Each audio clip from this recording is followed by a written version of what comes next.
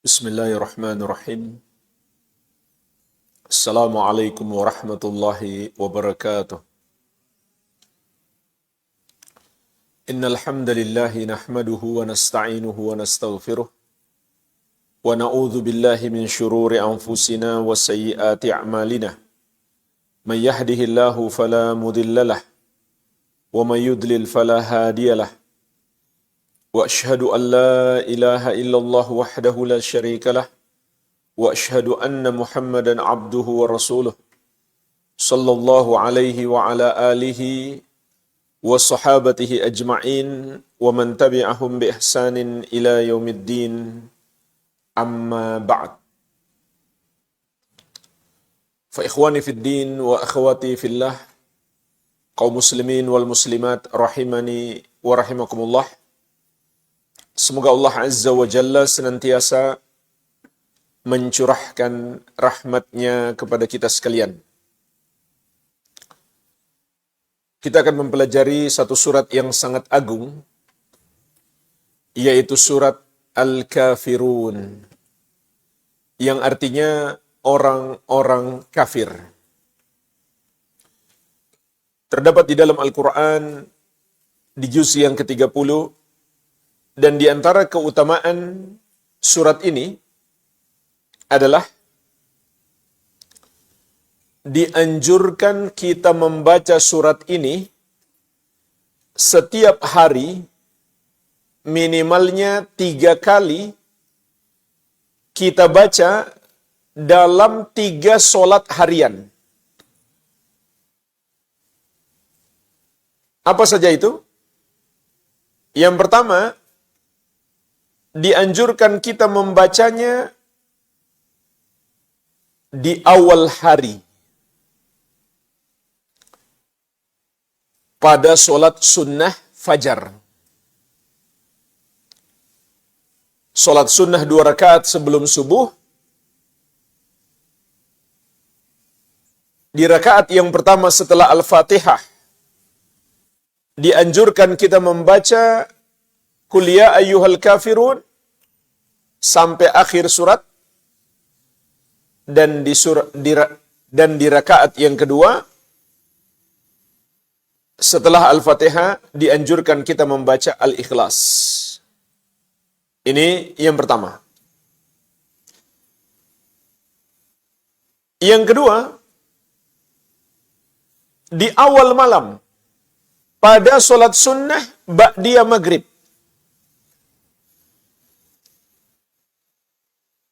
juga dianjurkan kita membaca 2 surat ini. Rakaat yang pertama setelah Al-Fatihah, surat Al-Kafirun. Rakaat yang kedua setelah Al-Fatihah, surat Al-Ikhlas. Pada solat sunnah, 2 rakaat setelah maghrib. Dan itu di awal malam. Yang ketiga, dianjurkan juga kita membaca 2 surat ini di akhir malam. Pada solat apa? Pada solat witir. Karena solat witir yang paling afdal waktunya di akhir malam. Meskipun boleh saja kita lakukan di awal malam, yaitu ba'da isya atau pertengahan malam, tapi yang paling afdal di akhir malam. Jika kita solat witirnya 3 rakaat, maka dianjurkan di rakaat yang pertama membaca setelah Al-Fatihah Sabbihisma Rabbikal A'la. Kemudian pada rakaat yang kedua surat Al-Kafirun, dan rakaat yang ketiga surat Al-Ikhlas setelah Al-Fatihah. Jadi surat Al-Kafirun bersama dengan surat Al-Ikhlas dianjurkan kita baca setiap hari minimal 3 kali. Di awal hari, di awal malam, dan di akhir malam. Ini menunjukkan kepada kita betapa agungnya surat Al-Kafirun ini. maka pasti di dalamnya ada makna-makna yang sangat mendalam, yang sangat penting kita pahami.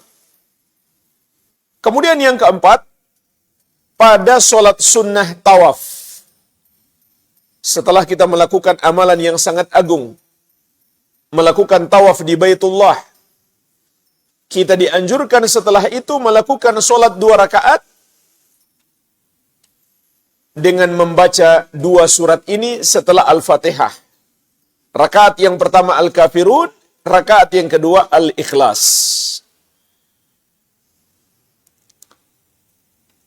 Jadi semuanya 4 sholat. Dianjurkan kita membaca surat Al-Kafirun bersama dengan surat Al-Ikhlas. Begitu pula disunahkan juga terkadang sebelum tidur kita membaca surat Al-Kafirun. Sebagaimana dalam sebuah hadis yang diriwayatkan Imam At-Tirmidzi dari sahabat yang mulia Farwah bin Naufal radhiyallahu anhu. Beliau mengatakan, "Ya Rasulullah, alimni syai'an aquluhu idza awaitu ila firashi." Wahai Rasulullah, ajarkanlah kepadaku suatu bacaan yang bisa aku ucapkan sebelum tidur. Faqal, maka Nabi sallallahu alaihi wasallam mengatakan, "Iqra, bacalah Qul ya ayyuhal kafirun." Yaitu surat Al-Kafirun dari awal sampai akhir, yang terdiri dari 6 ayat. Lalu Nabi sallallahu alaihi wasallam mengatakan, "Fa innaha bara'atun minasyirki." Karena pada surat tersebut terkandung sikap berlepas diri dari perbuatan dosa syirik. Jadi ini juga dianjurkan untuk dibaca sebelum tidur. Inilah jemaah sekalian beberapa hadis yang menunjukkan kepada kita keutamaan surat Al-Kafirun. Sahabat yang mulia Ibnu Abbas radhiyallahu anhuma mengatakan, "Laisa fil Qur'an asyaddu ghaizan li iblis minha." Tidak ada di dalam Al-Qur'an surat yang paling dibenci oleh iblis daripada surat Al-Kafirun. Li'annaha tauhidun wa bara'atun minasyirki. Karena pada surat ini ada tauhid dan berlepas diri dari kesyirikan. Amalan yang paling agung, sehingga amalan ini paling dibenci oleh iblis. Kata Ibnu Abbas radhiyallahu anhuma, ada 2 amalan yang paling dibenci oleh iblis, dan keduanya terdapat dalam surat Al-Kafirun, sehingga surat Al-Kafirun adalah surat yang paling dibenci oleh iblis. Amalan yang pertama adalah tauhid, yaitu kita memurnikan ibadah kita hanya untuk Allah semata. Karena kita meyakini hanya Dia yang berhak disembah.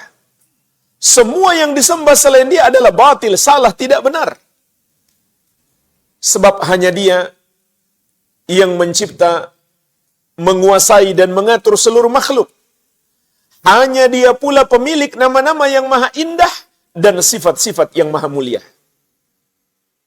Adapun selain Dia adalah makhluk yang Dia ciptakan, yang dikuasai olehnya, yang diatur olehnya, yang rendah, yang kecil, yang lemah. Maka semua selain Dia tidak pantas untuk disembah.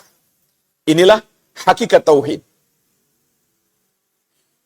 Ini adalah ajaran yang paling dibenci oleh iblis. Yang kedua, kenapa iblis sangat membenci surat Al-Kafirun? Karena di dalamnya ada bara'atun minasyirki, berlepas diri dari kesyirikan. Apa maksudnya berlepas diri dari kesyirikan?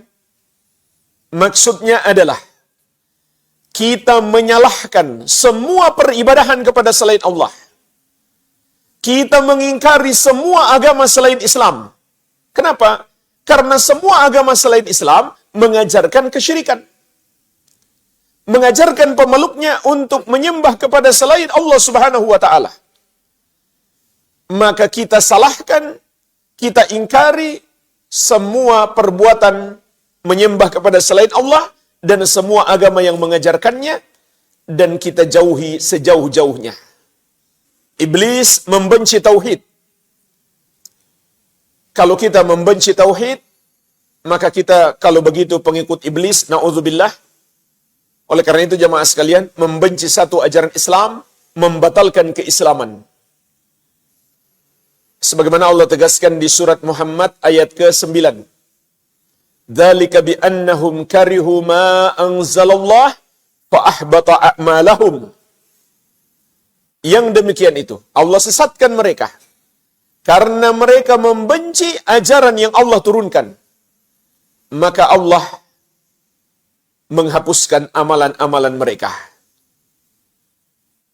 Begitu pula iblis membenci perbuatan, suka menyalahkan dan mengingkari perbuatan dosa syirik atau agama selain Islam. Itu dibenci oleh iblis. Kita jangan ikut-ikutan iblis. Namun sayangnya ada orang yang mengaku muslim ikut-ikutan kepada iblis. Kalau kita menyalahkan agama selain Islam, mereka mengatakan itu adalah sikap intoleran. Padahal justru itulah kandungan surat Al-Kafirun. Menyalahkan selain Islam, mengingkari perbuatan menyembah kepada selain Allah. Maka suka menyalahkan selain Islam, mengingkari perbuatan menyembah kepada selain Allah, itu yang dibenci oleh iblis. Jangan malah kita ikutan membenci apa yang dibenci oleh iblis. Begitu pula kita tidak boleh mencintai apa yang dicintai oleh iblis, yaitu perbuatan dosa kesyirikan dan kekufuran. Imam Al-Qurtubi rahimahullah juga menyebutkan dari Al-Asma'i. Beliau mengatakan, kana yuqal likulli ya ayyuhal kafirun wa qul huwallahu ahad. Dahulu dikatakan bahwa qul ya ayyuhal kafirun dan qul huwallahu ahad, dua surat ini adalah al-muqashkishatani. Disebut dengan istilah al-muqashkishatani. Maknanya apa? Ay annahuma tubarri'ani minan nifaq. Maksudnya adalah dua surat ini melepaskan kita dari sifat kemunafikan.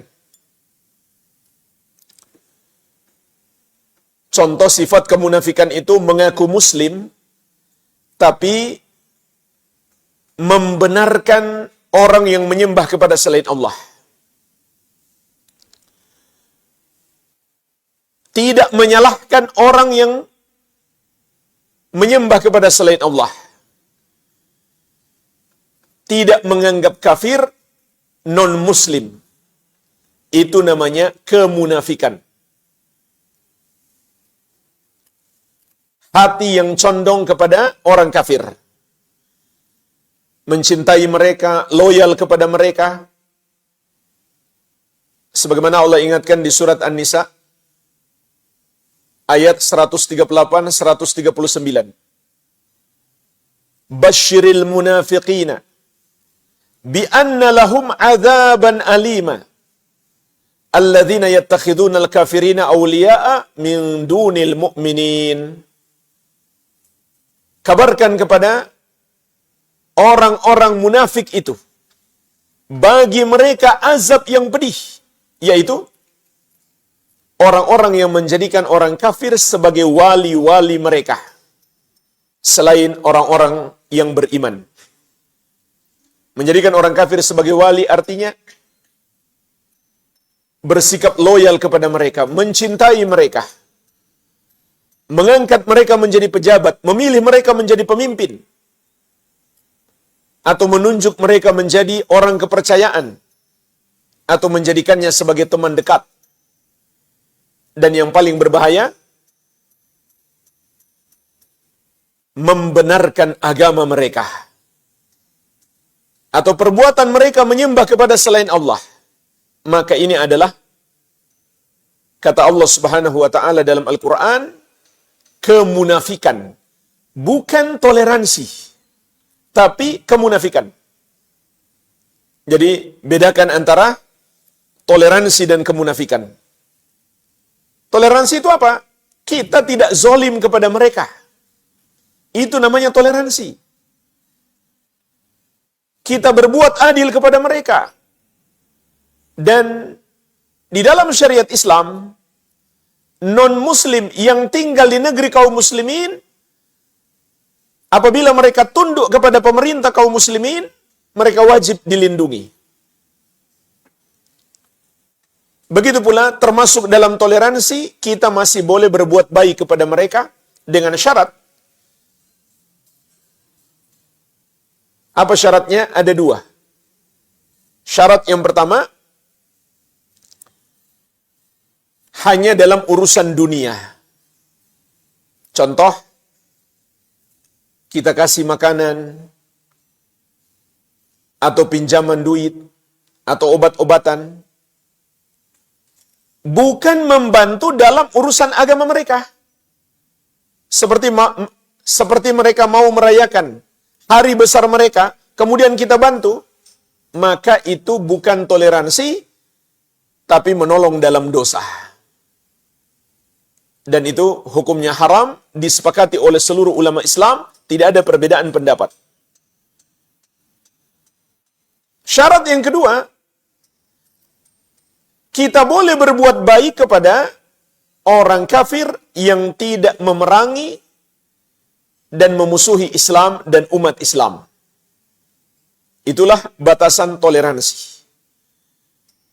Adapun bersikap loyal kepada mereka, hati condong kepada mereka, apalagi sampai membenarkan agama mereka, maka Allah Subhanahu wa taala mengabarkan kepada kita dalam Al-Qur'an, itu adalah kemunafikan, bukan toleransi.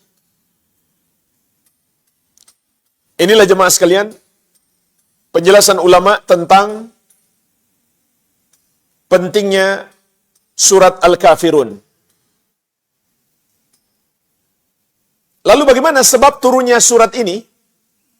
Imam At-Tabari rahimahullah menyebutkan dari Ibnu Abbas radhiyallahu taala anhuma. Beliau menceritakan, anna Quraisyan wa'adu Rasulullah sallallahu alaihi wasallam ayyutuhu malan fayakun aghna rajulin bi Makkah.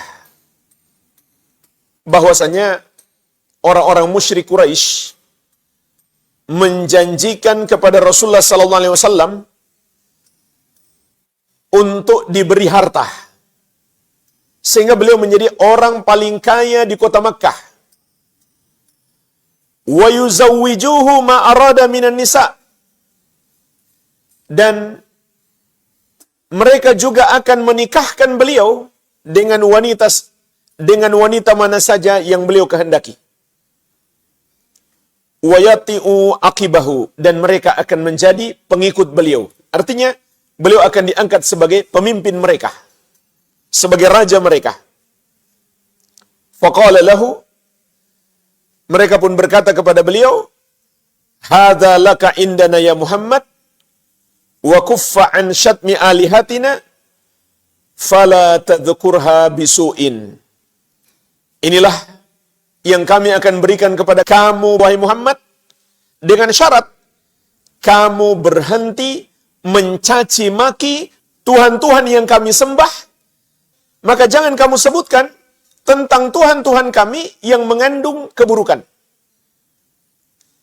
Maka jemaah sekalian, di sini kita bisa memetik pelajaran bahwa orang musyrik, orang kafir Quraisy ketika itu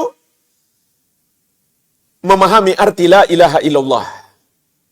Karena inti yang diajarkan Nabi SAW kepada mereka adalah la ilaha illallah. Maka mereka paham dalam kalimat la ilaha illallah mengandung cacian, mengandung penyalahan, pengingkaran terhadap Tuhan-Tuhan yang mereka sembah selain Allah. Karena di dalam la ilaha terkandung an-nafyu, penafikan. Artinya, pengingkaran terhadap semua yang disembah selain Allah. Bahwa semua yang disembah selain Allah itu salah, tidak benar. Dan di dalam illallah terkandung al-itsbat, penetapan. Artinya, hanya Allah yang berhak disembah. Sehingga la ilaha illallah bermakna la ma'budah haqqun illallah. Tidak ada yang berhak disembah kecuali Allah. Sebagaimana Allah tegaskan juga di surat Al-Hajj ayat ke-62. Dzalika bi anna Allah huwal haqq wa anna ma yad'una min dunihi huwal batil wa anna Allah huwal aliyyul kabir. Yang demikian itu dialah Allah, sesembahan yang benar. Dan yang mereka sembah selain Dia adalah batil, salah, tidak benar. Dan bahwasannya Allah dialah yang maha tinggi lagi maha besar. Maka mereka paham makna yang terkandung di dalam la ilaha illallah. Mereka paham juga ayat-ayat yang berbicara tentang batilnya penyembahan mereka kepada selain Allah, bahwa itu berarti menjelek-jelekkan perbuatan mereka tersebut. Bukan hanya sekedar menyalahkan, tapi menerangkan bahwa perbuatan mereka itu sangat jelek, sangat buruk. Mereka pun tersinggung, mereka marah. Berbagai cara mereka tempuh untuk membuat Nabi SAW berhenti menyalahkan perbuatan mereka menyembah kepada selain Allah. Bukan hanya cara keras, kasar. Di sini mereka menggunakan cara halus. Mereka ingin memberikan kepada Nabi SAW harta mereka sehingga beliau menjadi orang yang paling kaya. Akan dinikahkan dengan wanita yang paling beliau sukai. Dan akan diangkat beliau menjadi raja mereka. Ini tawaran yang paling menggiurkan. Semua kenikmatan dunia ditawarkan kepada Nabi SAW ketika itu. Agar beliau berhenti berdakwah. Agar beliau berhenti menyalahkan perbuatan mereka menyembah kepada selain Allah. Namun jamaah sekalian, sungguh sangat disayangkan kalau hari ini ada orang yang mengaku Muslim, ternyata ikutan marah. Kalau kita mendakwahkan la ilaha illallah, bahwa la ilaha illallah itu berarti semua yang disembah selain Allah itu salah, tidak benar. Lalu kata orang yang mengaku Muslim itu berarti ajaran kamu adalah ajaran yang ekstrim. Mau benar sendiri saja. Suka menyalah-nyalahkan. Maka jemaah sekalian, dia tidak ada bedanya dengan orang musyrik Quraisy dahulu. Yang mengatakan seperti itu kepada Nabi Muhammad SAW.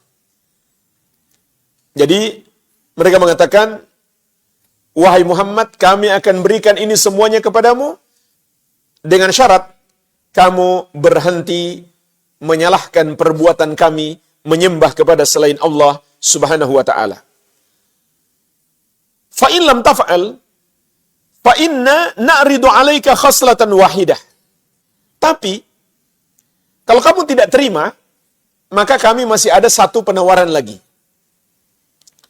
Fahiyalaka walana fiha islah. Ini akan menjadi kesepakatan damai antara kami denganmu. Lihat, orang-orang musyrik menawarkan perdamaian. Perdamaian itu maknanya bagi mereka adalah, sudahlah, nggak usah saling menyalahkan. Kita gabung saja, nggak usah saling menyalahkan. Qala, maka Nabi SAW bertanya, mahiyya, apa yang kalian maksud? Qalu, ta'budu alihatana sanatan, Allata wal Uzza, wa na'budu ilahaka sanatan. Engkau menyembah Tuhan-Tuhan kami 1 tahun, yaitu Lata dan Uzza, dan kami akan menyembah Tuhanmu 1 tahun juga. Qala, maka Nabi SAW mengatakan, hatta anzura ma ya'ti min indi rabbi. Tunggulah. Akan datang ayat dari sisi Rabbku.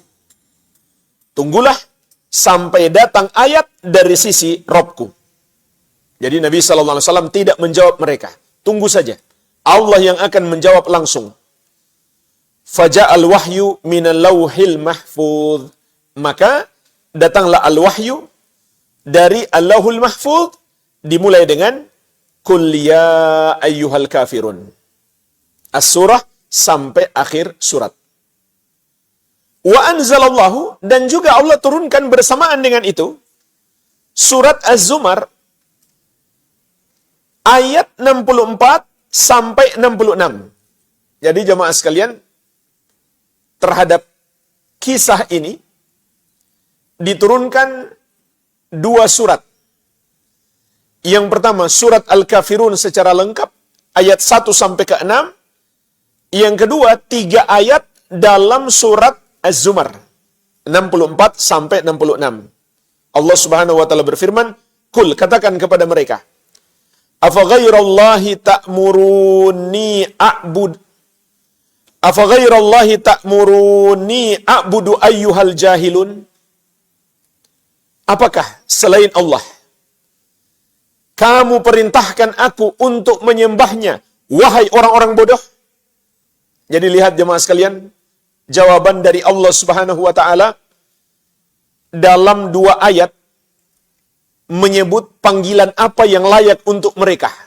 Panggilan yang pertama, Qul ya ayyuhal kafirun. Katakan kepada mereka, wahai Muhammad, ya ayyuhal kafirun, wahai orang-orang kafir. Panggilan yang kedua di surat Az-Zumar ayat ke-64, ayyuhal jahilun, wahai orang-orang bodoh.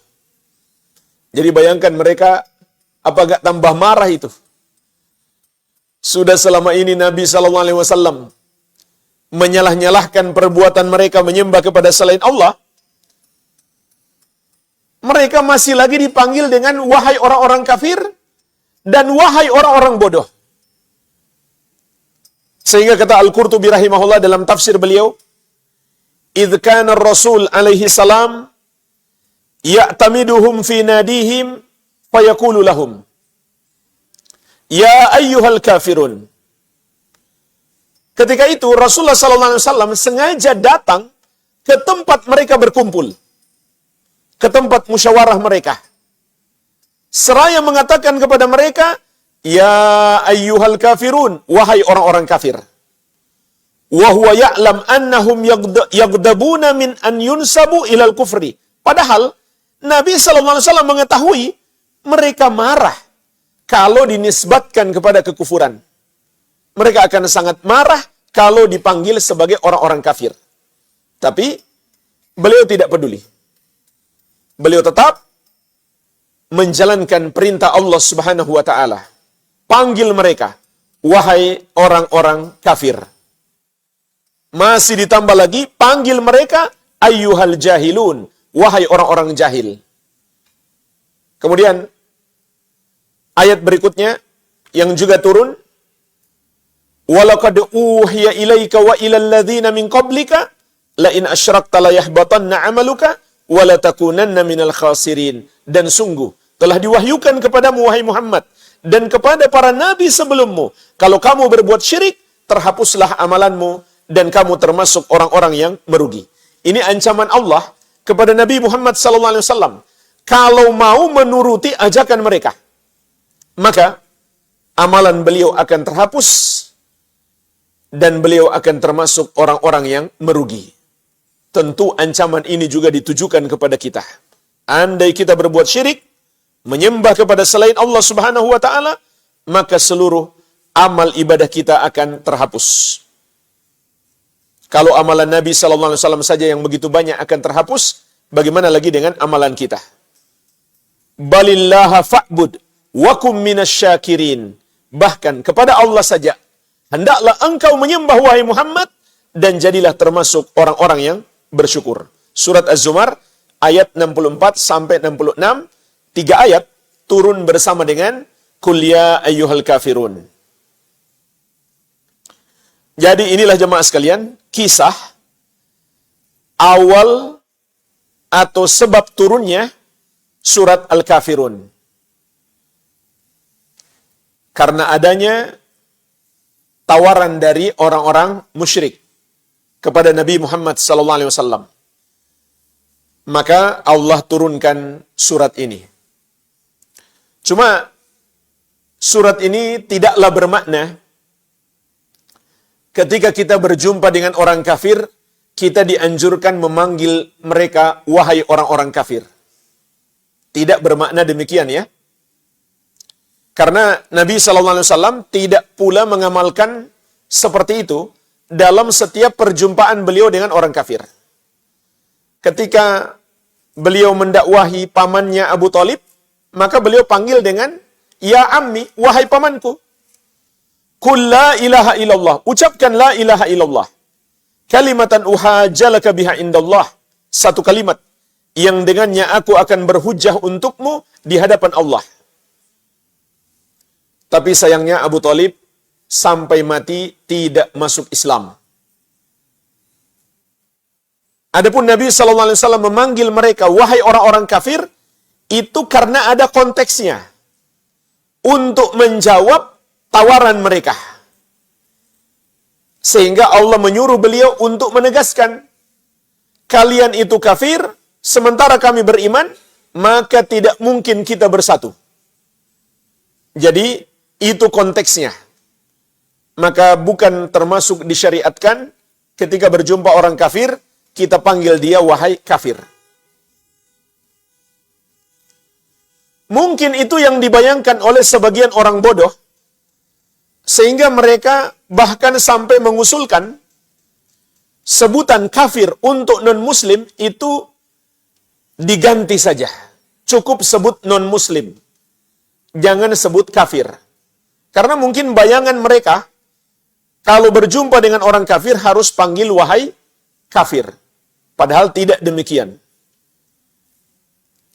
Dan orang yang tidak menganggap mereka kafir, maka dia bukan muslim lagi. Kenapa? Karena berarti dia mendustakan ayat ini. Ayat ini ditujukan untuk seluruh orang kafir. Imam Ibnu Katsir rahimahullah dalam tafsir beliau mengatakan, hadhihi surah suratul bara'ah minal amali alladhi ya'maluhul musyrikun. Surat ini adalah surat al-bara'ah, berlepas diri dari amalan yang dilakukan oleh orang-orang musyrik. Sekali lagi, berlepas diri itu maknanya kita benci, kita salahkan, dan kita jauhi sejauh-jauhnya. Wahya amiratun bil ikhlas fihi. Dan surat ini memerintahkan kita untuk memurnikan ibadah kita hanya untuk Allah semata. Faqauluhu qul ya ayyuhal kafirun. Maka ucapan Allah Subhanahu wa taala, katakanlah wahai orang-orang kafir, syamila kulla kafirin ala wajhil ard, mencakup semua orang kafir di muka bumi. Walakinnal muwajahin bihadzal khitab hum kuffar Quraisy.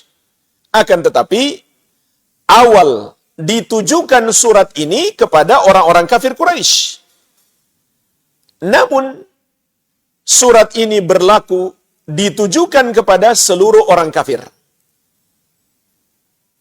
Artinya seluruh non-muslim, seluruh yang menyembah kepada selain Allah Subhanahu wa taala, Allah namakan dalam surat ini sebagai orang-orang kafir.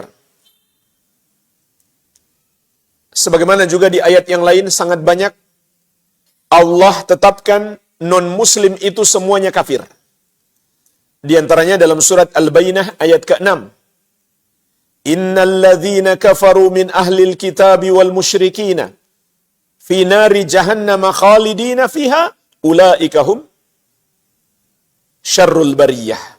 Sesungguhnya orang-orang kafir dari kalangan ahlul kitab, yaitu Yahudi dan Nasrani, dan al-musyrikin, orang-orang musyrik selain mereka. Semua orang yang menyembah kepada selain Allah, maka Allah sebut mereka adalah orang kafir. Tempat mereka di neraka jahanam, mereka kekal di dalamnya, mereka itulah seburuk-buruk makhluk. Jadi jemaah sekalian, ini ayat-ayat yang mengkafirkan Yahudi dan Nasrani. Dalam hadis juga sangat banyak. Di antaranya Nabi sallallahu alaihi wasallam bersabda, "Walladzi nafsu Muhammadin biyadi, la yasma'u bi ahadun min hadhihi al-ummah Yahudiyyun wala Nasraniyyun, thumma yamutu wa lam yu'min billadzi ursiltu bihi illa kana min ashabin nar." Demi Allah, yang jiwa Muhammad ada di tangannya, tidaklah seorang pun dari umat ini yang pernah mendengarkan tentang aku, tentang ajaran Islam yang aku serukan, kemudian dia mati, apakah dia seorang Yahudi atau Nasrani, kemudian dia mati sebelum beriman dengan agama yang aku bawa, kecuali dia termasuk penghuni neraka. Nggak akan mungkin dia masuk surga, karena dia bukan orang yang beriman. Jadi, kekafiran non-muslim itu berdasarkan Al-Quran dan Sunnah dalam banyak ayat dan hadis, dan juga berdasarkan kesepakatan ulama. Tidak ada perbedaan pendapat. Oleh karena itu, ulama Islam juga sepakat, jika ada seorang muslim tidak menganggap non-muslim itu kafir, maka si muslim menjadi murtad seperti mereka, menjadi kafir seperti mereka. Ini dinukil dalam banyak kitab-kitab para ulama. Di antaranya dalam Al-Fisal, kata Imam Ibn Hazm rahimahullahu ta'ala, "Wahumul Yahud wan Nasara, wahum kuffarun, bila khilafin min ahadin minal ummah." Mereka, Yahudi dan Nasrani, ulama tidak berbeda pendapat bahwa mereka adalah orang-orang kafir. Lihat jemaah sekalian, ulama tidak berbeda pendapat. Apa pentingnya kita paham jika ulama telah sepakat dan mana yang ulama beda pendapat? Pentingnya adalah jika ulama Islam sudah sepakat, maka tidak boleh lagi bagi umat Islam untuk berbeda pendapat. Sementara jika ulama sendiri masih berbeda pendapat, kemungkinan masih ada ruang besar bagi kita untuk berbeda pendapat, dan kita harus bertoleransi karena ulama saja beda pendapat. Tapi kalau ulama sudah sepakat, maka kita tidak boleh lagi berbeda pendapat. Kemudian lanjutan kata Ibnu Hazm rahimahullah, "Wa man ankara kufrahum fala khilafa min ahadin minal ummah fi kufrihi wa khurujihi anil Islam." Dan barang siapa tidak mengkafirkan mereka, yaitu Yahudi dan Nasrani, maka tidak ada perbedaan pendapat ulama, dia pun menjadi kafir dan keluar dari Islam. Imam Al-Qadi Iyad dalam kitabnya Asy-Syifa mengatakan, wa qailu hadza kullihi kafirun bil ijma' ala kufri man lam yukaffir ahadan minan nasara wal yahud wa kulla man faraka dinal muslimin aw waqafa fi takfirihim aw syakka. Dan orang yang mengatakan semua ini kafir berdasarkan kesepakatan ulama atas kafirnya orang yang tidak mengkafirkan seorang Nasrani atau Yahudi atau siapapun selain yang beragama Islam. Atau dia bersikap abstain, tidak mengkafirkan mereka, tapi tidak pula menganggap mereka beriman. Atau dia sekedar ragu dengan kekafiran mereka. Jadi maksud beliau di sini, ulama sepakat atas kafirnya 3 hal. Yang pertama, tidak mengkafirkan orang kafir. Jadi dia menganggap misalkan Nasrani itu beriman, atau Yahudi itu beriman. Maka ulama Islam sepakat dia menjadi kafir. Murtad, keluar dari Islam. Yang kedua, dia tidak mengkafirkan mereka, meskipun dia juga tidak menganggap mereka beriman. Maka sama saja, ulama Islam sepakat dia kafir. Yang ketiga, dia sekedar ragu, mereka kafir atau tidak. Maka dia menjadi kafir. Kenapa? Karena berarti dia meragukan Al-Quran. Al-Quran dan Sunnah dan ijma' ulama mengkafirkan non-muslim semuanya, sementara dia masih meragukannya, berarti dia tidak beriman, maka dia pun menjadi kafir. Jadi jemaah sekalian, dalam hal ini tidak menerima perbedaan pendapat. Ulama Islam dari seluruh madhab, baik itu madhab Hanafi, Maliki, Syafi'i, Hambali, semuanya menyatakan non-muslim itu kafir, dan yang tidak mengkafirkan mereka, dia juga menjadi kafir. Murtad, keluar dari Islam. Jadi ini termasuk pokok akidah. Kita nggak boleh main-main dengannya. Jadi, makna kuliah ayyuhal kafirun, katakanlah wahai orang-orang kafir, kata Imam Ibn Katsir rahimahullah, mencakup semua orang kafir, mencakup semua non-muslim, tidak terkecuali. Mereka semuanya dikafirkan oleh ayat ini. Maka kalau kita nggak mengkafirkan mereka, berarti kita na'udzubillah mendustakan ayat ini.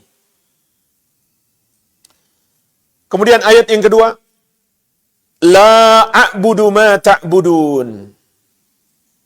Aku tidak menyembah apa yang kalian sembah. Kata Imam Ibn Katsir rahimahullah, yakni minal asnam wal andad. Yaitu aku tidak menyembah patung-patung yang kalian sembah, begitu pula makhluk-makhluk yang kalian jadikan tandingan bagi Allah. Berarti aku menyembah hanya kepada Allah yang satu saja.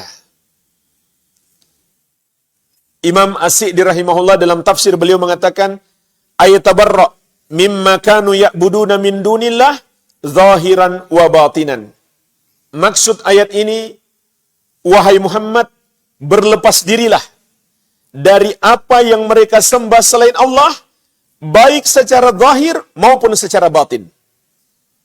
Secara zahir artinya kita jauhi, tidak sedikit pun ibadah kita dipersembahkan kepada selain Allah.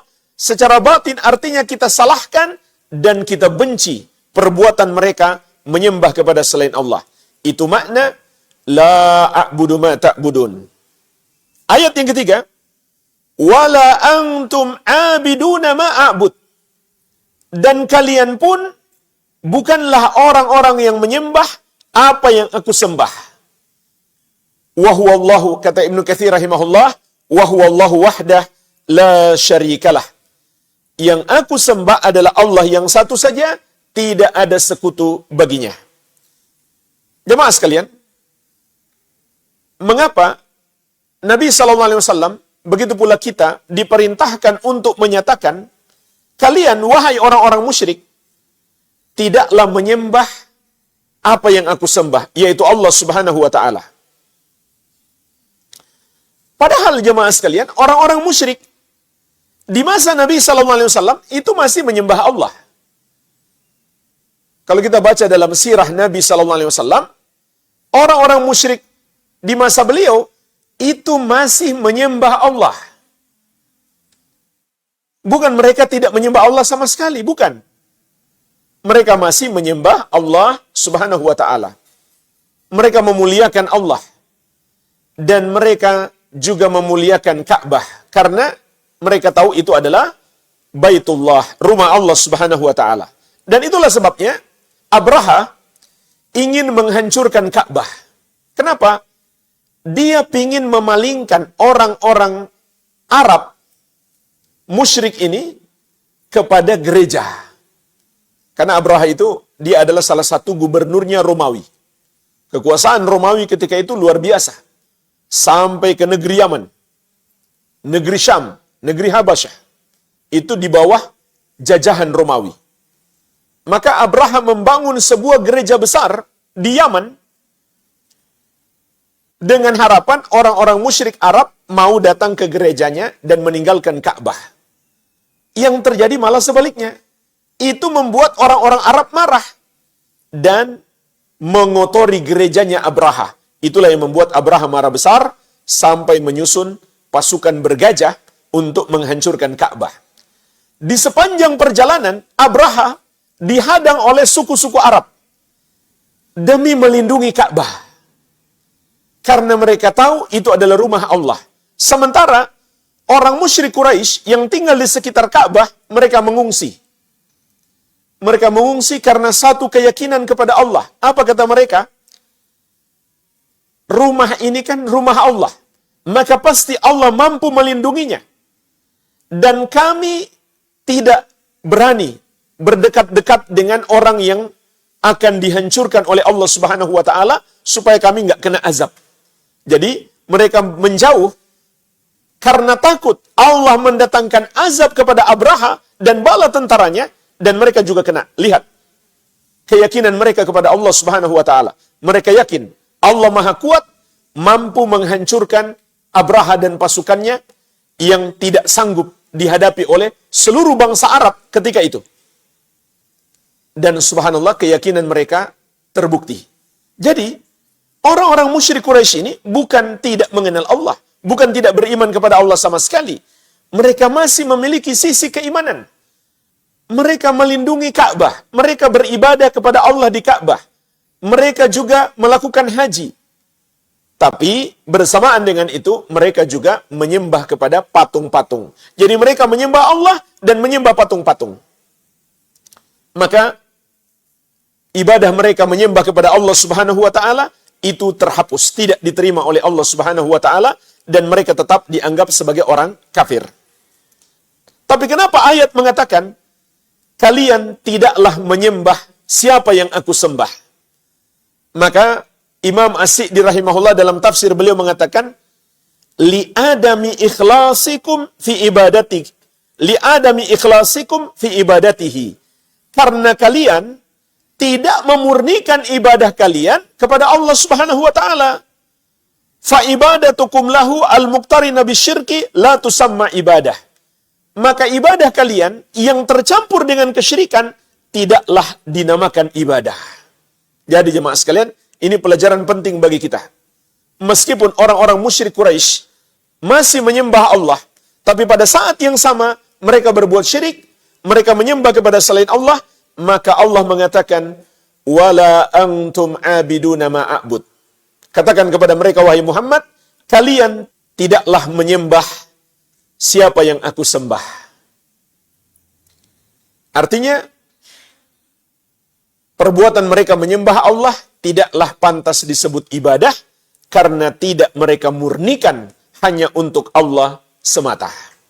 Jadi hari ini pun masih berlaku, kalau ada seorang muslim masih menyembah Allah, rajin sholat, rajin puasa, rajin berzakat, tapi kemudian dia mempersembahkan satu saja ibadahnya kepada selain Allah, seperti dia berdoa kepada selain Allah, atau dia menyembelih untuk persembahan pengagungan kepada selain Allah, maka sebenarnya dia bukan orang yang beribadah kepada Allah Subhanahu wa taala. Kenapa? Karena ibadahnya terhapus.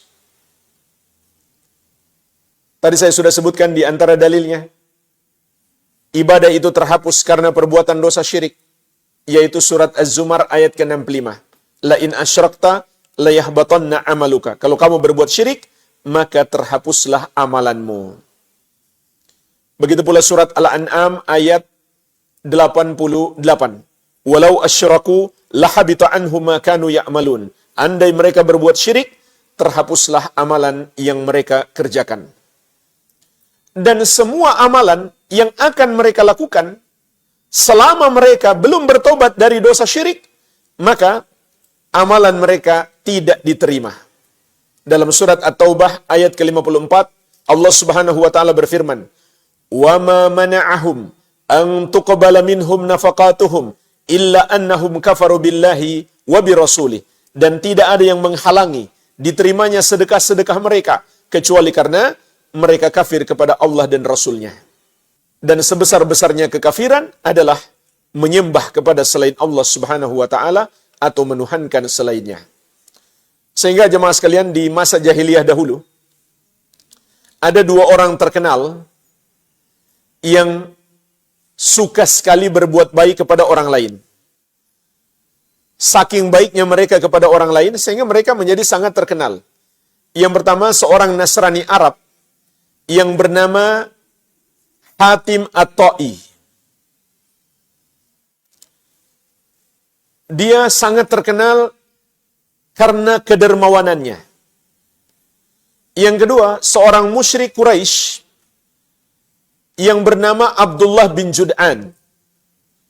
Juga sangat terkenal suka berbuat baik kepada orang lain. Maka, kedua orang ini ditanyakan kepada Nabi Muhammad SAW, bagaimana nasib mereka? Apakah mereka selamat? Maka Nabi SAW menegaskan, kedua orang tersebut tempatnya di neraka. Tidak ada satupun yang masuk surga, dan tidak mungkin masuk surga. Mereka kekal di dalam neraka selama-lamanya. Kenapa? Karena sampai mati mereka tidak masuk Islam. Meskipun mereka suka berbuat baik kepada orang lain, tapi mereka tidak beriman kepada Allah Subhanahu wa taala, tidak menyembah hanya kepada Allah yang satu saja, maka mereka tidak mungkin selamat. Dan kita jangan silau melihat kebaikan mereka. Memang kelihatannya mereka baik kepada makhluk, tapi kepada Allah Subhanahu wa taala mereka sangat kurang ajar. Allah yang menciptakan mereka, memberikan rezeki kepada mereka, mencurahkan segala kenikmatan, tapi mereka duakan Allah. Mereka lecehkan Allah. Mereka samakan Allah dengan makhluk. Mereka sifatkan kepada Allah sifat-sifat makhluk. Mereka katakan Allah adalah Bapa. Mereka katakan Allah memiliki anak. Dan mereka menyembah kepada selain Allah. Padahal ibadah itu harusnya dimurnikan untuk Allah. Ketika manusia menyembah kepada selain Allah, berarti manusia tersebut telah menyamakan Allah dengan makhluk. Padahal Allah yang maha tinggi lagi maha besar. Yang maha kuasa lagi maha perkasa. Namun disamakan dengan makhluk yang lemah, yang hina, yang kecil, yang rendah. Maka ini suatu penghinaan kepada Allah Subhanahu wa ta'ala. Jadi, jangan silau melihat kebaikan orang-orang kafir. Mereka hanya baik kepada makhluk. Tapi kepada Allah Subhanahu wa ta'ala, mereka sangat kurang ajar. Jadi, di ayat yang ketiga ini Allah menegaskan, kalian tidaklah menyembah Allah Subhanahu wa taala meskipun mereka menyembah Allah. Kenapa? Karena penyembahan mereka kepada Allah tidak dimurnikan untuknya, tidak ditauhidkan. Kemudian ayat yang keempat, wala ana abidum ma abattum. Dan aku tidaklah menyembah seperti penyembahan kalian. Jadi jemaah sekalian, ini terjemahan yang bermakna penafsiran. Mungkin antum lihat di Quran terjemahan tidak sama dengan apa yang saya katakan. Tapi yang saya katakan ini berdasarkan tafsir. Wala ana abidu ma abattum. Artinya adalah aku tidaklah beribadah seperti ibadah kalian. Itu tafsir ayat. Sebagaimana kata Imam Ibnu Katsir rahimahullah dalam tafsir beliau, ay wala a'budu ibadatakum. Maksudnya adalah aku tidak beribadah seperti ibadah kalian. Ay la aslukuha wala aqtadi biha. Maksudnya saya tidak melakukan seperti yang kalian lakukan dan saya tidak mencontoh cara beribadah kalian. Wa inna ma'abudullaha 'alal wajhi alladhi yuhibbuhu wa yardahu. Melainkan aku hanyalah beribadah kepada Allah dengan cara yang Allah cintai dan Allah ridhoi. Jadi, ayat yang keempat ini berbicara tentang cara ibadah. Saya tidak menyembah Allah seperti cara ibadah kalian kepada Allah. Yaitu mereka bukan hanya menyembah kepada selain Allah. Cara mereka beribadah kepada Allah adalah cara yang mereka buat-buat sendiri. Tidak lagi seperti yang Allah turunkan kepada para nabi dan rasul, melainkan bid'ah yang mereka ada-adakan. Jadi, ayat yang keempat ini maknanya adalah berlepas diri dari bid'ah. Dari cara beribadah yang tidak diajarkan oleh Allah Subhanahu wa ta'ala. Maka itu adalah kebiasaan orang musyrik. Suka beribadah kepada Allah, tapi dengan cara yang mereka buat-buat sendiri. Sampai jemaah sekalian, tingkat kebodohan mereka luar biasa. Mereka tawaf di Ka'bah dalam keadaan telanjang. Sampai seperti itu. Mereka rusak cara beribadah. Maka, kalau kita mengaku muslim, seharusnya cara ibadah kita sesuai dengan yang Allah turunkan kepada Nabi Muhammad sallallahu alaihi wa ala alihi wasallam.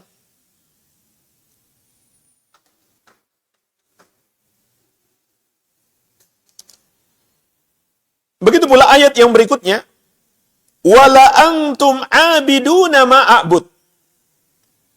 Dan kalian juga tidak melakukan ibadah seperti yang aku lakukan. Kalian tidak melakukan ibadah seperti yang aku lakukan. Ini makna ayat sesuai dengan makna tafsirnya. Dan sebetulnya kalau kita mau terjemahkan, seharusnya kita terjemahkan sesuai dengan tafsirnya. Bukan sesuai dengan makna bahasanya saja. Tapi harus sesuai dengan penafsirannya. Bukan sesuai dengan terjemahan bahasa. Terjemahan kata per kata. Imam Ibnu Katsir rahimahullah dalam tafsir beliau mengatakan, ay la taqtaduna bi awamirillahi wa syar'ihi fi ibadatihi. Maksud ayat ini, ayat kelima, kalian tidak mengikuti perintah-perintah Allah dan syariatnya dalam beribadah kepadanya. Bal qad ikhtara'tum syai'an min tilqa'i anfusikum. Bahkan yang kalian lakukan hanyalah apa yang kalian ada-adakan sendiri. Bid'ah yang kalian buat-buat. Jadi, ini makna ayat yang kelima. Kalian tidaklah menyembah seperti cara aku menyembah Allah Subhanahu wa ta'ala. Kenapa? Karena kalian penyembahannya adalah amalan yang kalian buat-buat sendiri. Cara penyembahan kalian adalah amalan yang kalian buat-buat sendiri. Bid'ah yang kalian ada-adakan. Tidak seperti yang Allah Subhanahu wa ta'ala ajarkan.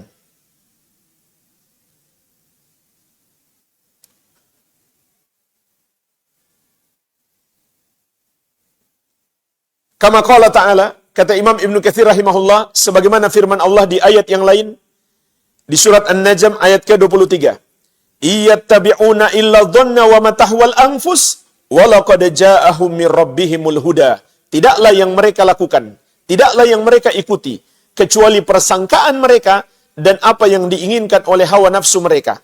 Padahal sungguh telah datang petunjuk kepada mereka dari Rabb mereka. Fatabarra'a minhum fi jami'i ma hum fihi. Maka, kata Imam Ibnu Katsir rahimahullah, Nabi Muhammad sallallahu alaihi wasallam berlepas diri dari orang-orang kafir dalam semua ajaran mereka. Jadi bukan saja berlepas diri dari sesembahan mereka, beliau juga berlepas diri dari cara mereka menyembah kepada Allah Subhanahu wa taala, bahwa itu adalah cara yang salah. Fa innal abid la budda lahu min ma'budin ya'buduhu wa ibadatin yaslukuha ilaihi. Karena setiap orang yang beribadah mesti ada sesembahan yang dia sembah, mesti ada sesembahan yang dia ibadahi, dan mesti ada cara ibadah yang dia lakukan untuk menyembahnya. Maka beliau pun berlepas diri dari mereka dalam dua hal ini. Pertama, dari sesembahan mereka selain Allah. Yang kedua, dari cara mereka menyembah Allah. Rasul sallallahu alaihi wasallam wa atba'uhu ya'budunallaha bima syara'ahu. Maka Rasulullah sallallahu alaihi wasallam dan para pengikut beliau menyembah kepada Allah dengan cara yang Allah syariatkan. Bukan sekedar menyembah Allah, tapi menyembah Allah dengan cara yang Allah syariatkan, yaitu mengikuti petunjuk Nabi Muhammad sallallahu alaihi wa ala alihi wasallam. Walihada kana kalimatul Islam la ilaha illallah Muhammadur Rasulullah. Oleh karena itu, kata Imam Ibnu Katsir rahimahullah, kalimat Islam adalah la ilaha illallah dan Muhammad Rasulullah. Bukan la ilaha illallah saja, tapi juga Muhammad Rasulullah. Di dalam la ilaha illallah terkandung tauhid, yaitu kita menyembah hanya kepada Allah yang satu saja, dan berlepas diri dari semua yang disembah selain Allah. Dan di dalam Muhammadur Rasulullah terkandung ittiba, kewajiban meneladani beliau. Artinya, kita hanya boleh menyembah Allah sesuai dengan cara-cara penyembahan atau syariat Nabi Muhammad sallallahu alaihi wa ala alihi wasallam. Kata Ibnu Katsir rahimahullah, la ma'buda illallah wa la tariqa ilaihi illa bima jaa bihi Rasul sallallahu alaihi wasallam. Tidak ada sesembahan yang berhak diibadahi kecuali Allah, dan tidak ada jalan menuju kepadanya kecuali jalan Rasulullah sallallahu alaihi wasallam.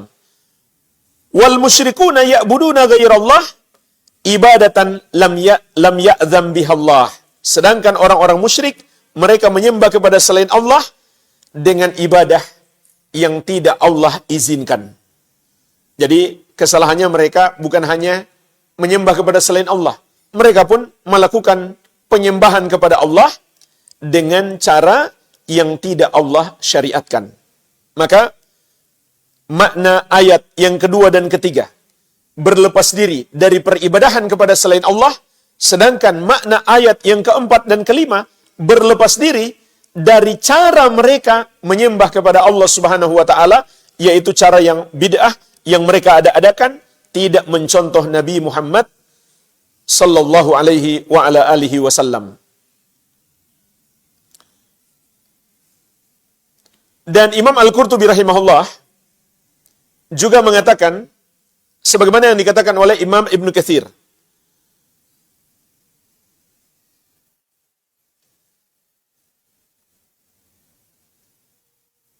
tentang makna ayat yang keempat dan kelima. Kata beliau,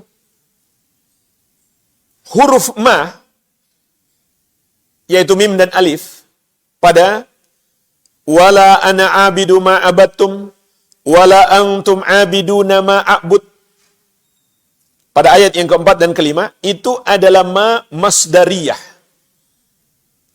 Sehingga maknanya adalah fa ana la a'budu ma abattum ay misla ibadatikum. Aku tidak menyembah apa yang kalian sembah, maksudnya seperti penyembahan kalian. Wa kadzalika wala antum abidu ma a'bud. Demikian pula kalian tidak menyembah apa yang aku sembah.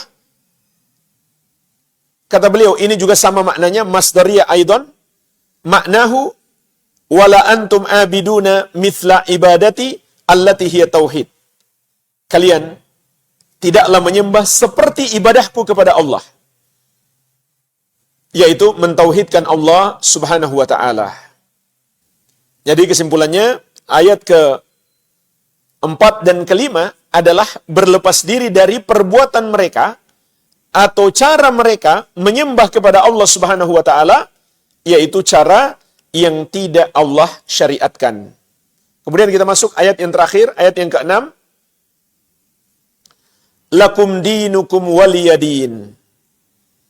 Bagimu agamamu dan bagiku agamaku. Apa maknanya? Imam Al-Bukhari rahimahullah berkata, yuqal lakum dinukum al-kufru. Dikatakan, yang dimaksud dengan bagimu agamamu adalah agama kekufuran. Waliyadin, sedangkan bagiku agamaku adalah agama Islam. Artinya, agama kalian salah, bahkan itu adalah kesalahan terbesar yang disebut kekufuran, sementara agama kami benar, agama Islam. Maka tidak mungkin disatukan. Ini adalah kesimpulan jawaban terhadap permintaan mereka untuk bergabung antara umat Islam dan orang kafir. Maka kesimpulan jawaban dari Allah, lakum dinukum, bagimu agamamu, yaitu agamamu kufur, salah, waliyadin, dan bagiku agamaku, yaitu agamaku Islam. Nggak mungkin dicampurkan yang benar dan yang salah. Oleh karena itu, di ayat yang lain Allah Subhanahu wa taala menegaskan, innad dina indallahil Islam. Sesungguhnya agama yang Allah ridhoi di sisinya hanyalah Islam. Juga Allah Subhanahu wa taala tegaskan, wa may yabtaghi ghairal islami dinan fala yuqbala min wa huwa fil akhirati minal khasirin. Barang siapa yang mencari selain Islam sebagai agama baginya, tidak akan diterima daripadanya, dan dia di akhirat kelak termasuk orang-orang yang merugi. Maka Allah tegaskan, hanya Islam yang benar, dan semua selain Islam adalah batil. Itu makna lakum dinukum waliyadin. Tapi, oleh sebagian orang, malah ditafsirkan beda. Ditafsirkan bertentangan dengan makna yang sebenarnya. Kata mereka, karena lakum dinukum waliyadin, sudahlah, jangan saling menyalahkan. Justru ayat ini menyalahkan selain Islam dan membenarkan hanya Islam. Jemaah sekalian, kita pun bisa merenungkan mengapa Nabi Muhammad SAW dibenci oleh kaumnya.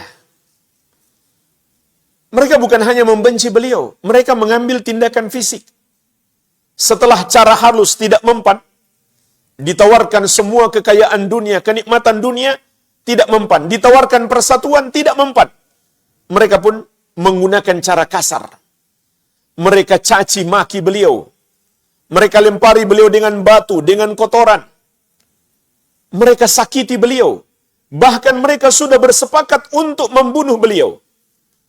Meskipun tentu Allah melindungi beliau, tapi beliau masih harus mendapatkan ujian, terusir dari kampung halaman. Semua karena permusuhan orang-orang kafir, kebencian mereka kepada beliau. Seharusnya kita berpikir, kok bisa ya? Orang yang paling mulia akhlaknya, tapi dibenci oleh kaumnya. Kaumnya sendiri loh. Yang paling tahu tentang kebaikan akhlak beliau, itu kaumnya. Di situ ada paman dan bibi beliau, ada sepupu-sepupu beliau, ada tetangga beliau. Mereka yang selama ini paling tahu tentang kemuliaan akhlak Nabi Muhammad SAW. Tapi kenapa mereka memusuhi? Karena beliau suka menyalahkan mereka. Itu yang membuat mereka tersinggung. Bahkan bukan sekedar menyalahkan biasa, tapi mengatakan mereka orang-orang yang paling berdosa, yang disebut orang-orang musyrik dan orang-orang kafir. Itu yang membuat mereka marah, itu yang membuat mereka tersinggung. Dan itu tidak aneh. Sampai hari ini pun tidak aneh. Kalau orang musyrik, orang kafir, non-muslim marah jika dikafirkan. Yang aneh itu, yang mengaku muslim tapi ikutan marah. Itu yang aneh. Sampai mengatakan itu intoleran. Bahkan radikal, teroris. Na'udzubillah. Itu sama saja dia mengatakan Nabi Muhammad SAW seorang teroris, seorang yang radikal, seorang yang tidak toleran, dan mengajarkan intoleransi. Na'udzubillah. Jadi jemaah sekalian, Inilah kebenaran. Dan inilah keberanian diajarkan oleh Nabi sallallahu alaihi wasallam kepada kita. Yang salah katakan salah, yang benar katakan benar. Meskipun manusia tidak menyukainya. Kenapa? Karena kita tidak mencari keridhaan manusia. Yang kita cari adalah keridhaan Allah Subhanahu wa taala. Orang-orang yang membenarkan agama selain Islam, itu tidak lain yang mereka harapkan adalah keridhaan manusia. Kenapa mereka sampai rela mengucapkan selamat Natal? Padahal mereka tahu, Natal itu adalah kekufuran. Di mana kekufuran Natal? Ada dua. Yang pertama, mereka merayakan hari lahir seseorang yang mereka yakini sebagai anak Allah. Mereka bergembira karena mereka yakin Allah punya anak. Kemudian anak itu diutus ke muka bumi untuk menebus dosa. Yang kedua, Natal itu sendiri adalah ritual ibadah yang mereka sebut misa untuk penyembahan kepada beliau, kepada Nabi Isa alaihissalam yang mereka sebut Yesus. Tapi si Muslim ini ingin mencari keridhaan mereka. Nggak enak membuat mereka tersinggung. Kalau tidak mengucapkan selamat, dia pun ucapkan selamat kepada mereka. Padahal ulama Islam dari seluruh mazhab sepakat mengucapkan selamat terhadap hari raya orang kafir hukumnya haram. Silahkan buka kitab dari mazhab manapun. Hanafi, Maliki, Syafi'i, dan Hambali. Semuanya sepakat. Haram hukumnya seorang muslim mengucapkan selamat terhadap hari raya orang kafir. Dan Majelis Ulama Indonesia sejak masa Buya Hamka rahimahullah sudah mengeluarkan fatwa haram seorang muslim mengucapkan selamat Natal. Apalagi membantu acara tersebut atau ikut serta di dalamnya. Tapi kenapa ada muslim yang ikut melakukannya? Karena mencari keridhaan mereka. Namun seakan-akan dia tidak takut membuat Allah Subhanahu wa taala murka. Dan ini adalah sifatnya orang-orang munafik. Takut kepada kemarahan manusia. Seakan dia tidak takut dengan kemurkaan Allah Subhanahu wa taala. Sebagaimana Allah ingatkan, "Wa minan nasi may yaqulu amanna billahi fa idza udhiya fillah ja'ala fitnatan nas ka'adzabillah." Dan di antara manusia ada orang yang mengaku beriman kepada Allah. Namun apabila dia disakiti di jalan Allah, dia jadikan gangguan manusia seperti azab Allah. Artinya, karena takut kepada kemarahan manusia, gangguan manusia, dia pun berusaha mencari keridhaan manusia meskipun dengan membuat Allah murka. Maka Nabi SAW bersabda, "Man ardan nasa bisakhatillah, wakalahullahu ilan nas." Barang siapa mencari keridhaan manusia dengan membuat Allah murka, maka Allah akan biarkan dia kepada manusia. Allah Subhanahu wa taala tidak akan menolongnya. Kemudian jemaah sekalian, renungkanlah betapa dahsyatnya murka Allah ketika mereka berkata Allah memiliki anak. Di surat Maryam mulai ayat 88. Wa qalu takhadzar rahmanu walada. Dan mereka mengatakan Allah yang Maha Penyayang memiliki anak. Laqad ji'tum syai'an idda. Sungguh kata Allah, kalian telah mendatangkan sesuatu yang sangat mungkar. Takadus samawati yatafattarna minhu. Hampir-hampir langit pecah. Wa tanshaqqul ardu, dan bumi terbelah. Wa takhirrul jibalu hadda, dan gunung-gunung pun runtuh. Karena mereka mengatakan Allah yang Maha Penyayang memiliki anak. Ang da'au lirrahmani walada. Karena mereka mengklaim Allah yang Maha Penyayang memiliki anak. Maksud ayat ini, kata Ibnu Abbas radhiyallahu anhuma, langit, bumi, dan gunung-gunung hampir saja hancur berkeping-keping. Kenapa? Karena mereka takut kepada Allah Subhanahu wa taala. Sebab mereka mengetahui tatkala manusia berkata Allah memiliki anak, Allah murka semurka-murkanya.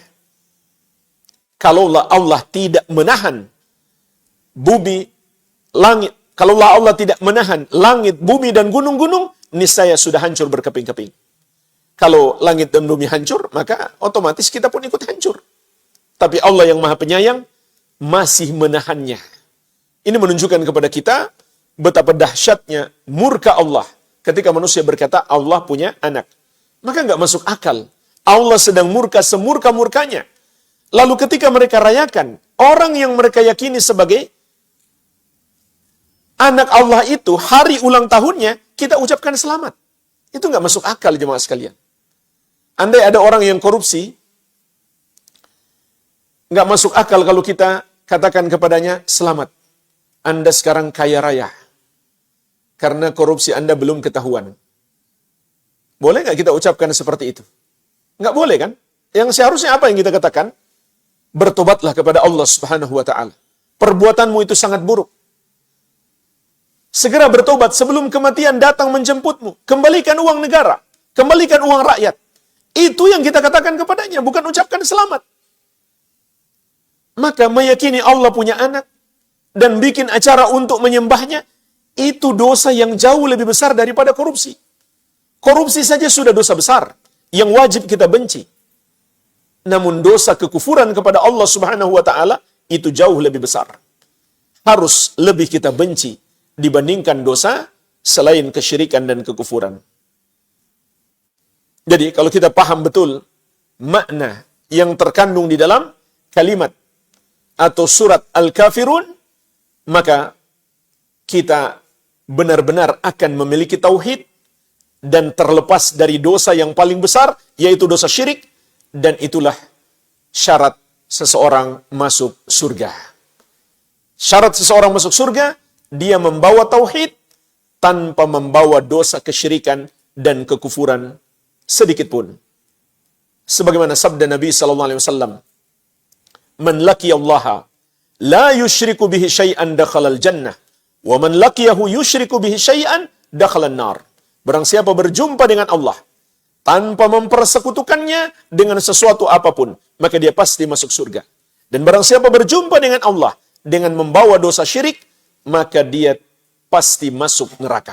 Tidak mungkin dia selamat. Jadi syarat masuk surga adalah mengamalkan tauhid dan berlepas diri dari kesyirikan sampai kematian datang menjemput kita.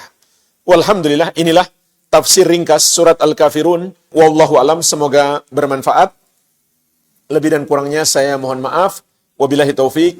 Subhanakallahumma wa bihamdik. Asyhadu an la ilaha illa anta astaghfiruka wa atubu ilaik.